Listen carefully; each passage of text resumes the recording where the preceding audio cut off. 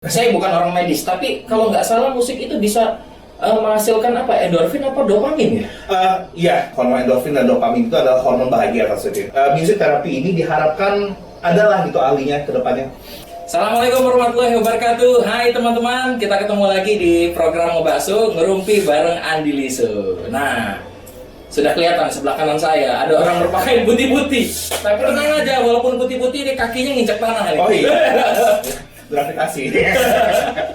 Hari ini kita akan berbicara tentang musik, tapi bukan industrinya ya. Oh iya dong. Kita akan bicara tentang musik dan bagaimana pengaruhnya terhadap kesehatan, terutama mental.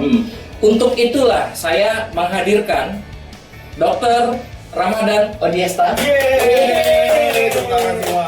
Which is dulu dia musisi juga sebenarnya. Dia sempat rilis beberapa kali dan nama panggungnya adalah Mr. Odis. Iya. Wong lama pasti tahu lah. Untuk masyarakat Sumsel dan sekitarnya. Pasti tahu. Pada zamannya. Pada zamannya. Garis bawahnya guys. Pada zamannya. Kalau sekarang mungkin. Kalau sekarang teman-teman pasti bisa ketemu beliau ini di rumah sakit umum ya. Iya, rumah sakit. Kalau di Palembang ya. Di spesialis apa, Dis? Sekarang lagi masih pendidikan, insya Allah sebentar lagi selesai. Ambil spesialisasi saraf. Saraf. Nah, teman-teman yang punya penyakit saraf, tapi sarafnya bukan saraf ini. Ini pakai F ya guys. Saraf. Bukan Pakai P. saraf. Itu kalau bahasa Palembangnya artinya ya. Ini dia, Mr. Odis. Mr. Odis sekarang berprofesi hari-hari sebagai tenaga kesehatan, dokter. Iya, betul banget ya. Melayani masyarakat di bidang kesehatan, menjadi khalifah di bagian kesehatan. Ini gua suka pakai kata-kata khalifah. Harus dong. Iya, tapi bukannya khalifah ya. Oh, Wah, siapakah itu? Siapakah itu? Saya nggak tahu. kapan lagi ngajak dokter gila-gilaan? Bang Adi ini udah lama kenal juga guys. 10 tahun loh guys kali jumpa. Terakhir jumpa tuh 2012. 2012 sebelum ke Jakarta ya. Sebelum ke Jakarta. Jadi memang dulu sempat ya. Jadi hari ini saya dan Odis kami sepakat untuk membahas suatu hal yang orang mungkin tahu tapi tidak menyadari, Ya, betul banget. yaitu musik dan hubungannya dengan kesehatan mental. Kesehatan mental betul banget ya. Odis sendiri ngerasain nggak sih ada sesuatu yang berpengaruh terhadap mentalmu karena musik? Oh iya banget. Kita semua ya, terutama ya. Apalagi di saat kita lagi bukain sehari-hari aja deh. Oke. Waktu kita lagi belanja di salah satu supermarket lah atau itu kan pasti musik-musiknya yang uplifting dan Betul. lain-lain. Dan memang ada musik-musik tertentu yang memang di play yang itu ternyata berimpact. Lebih ke suasana hati ingin berbelanja dan bahagia gitu. Oke. Waktu kita lagi di main Instagram aja deh contohnya. Instagram kita scrolling dan lain. Orang masak ada musiknya, musiknya upbeat gitu. Ketika lagi ya sedih atau inspirational, pasti musiknya juga ada khusus banget. Ketika ada sesuatu tentang study atau informasi-informasi tertentu, musiknya juga lain. Karena apa guys? Karena musik itu ternyata sangat mempengaruhi mood. Dan bahkan kita di dunia kedokteran kita menyebutnya sebagai music cognitive therapy.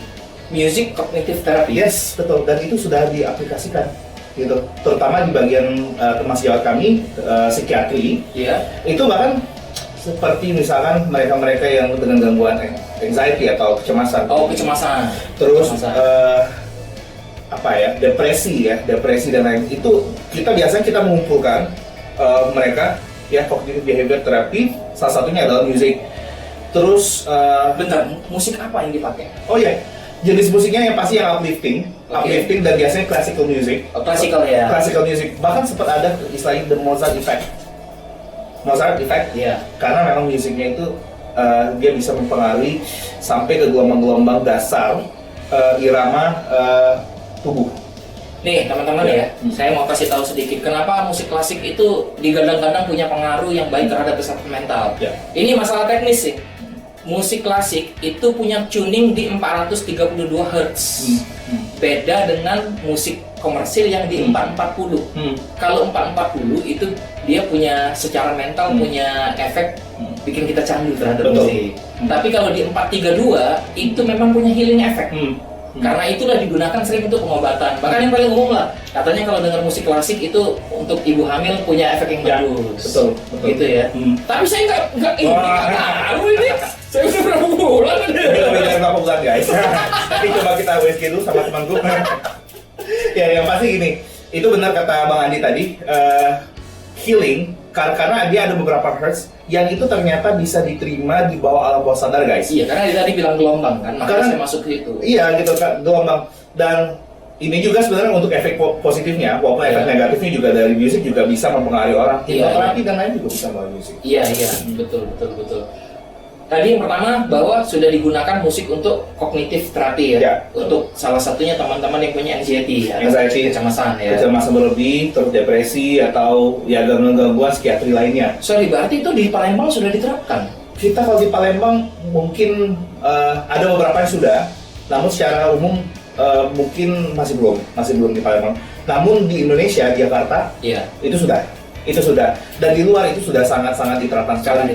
Dan sebenarnya tidak harus di rumah sakit ya guys ya. Kenapa justru sebenarnya saya mau hadir karena temanya bagus-bagus seperti ini. Saya bisa menginformasikan ke masyarakat luas bahwasanya dengan musik itu bisa diaplikasikan di mana saja, Bang.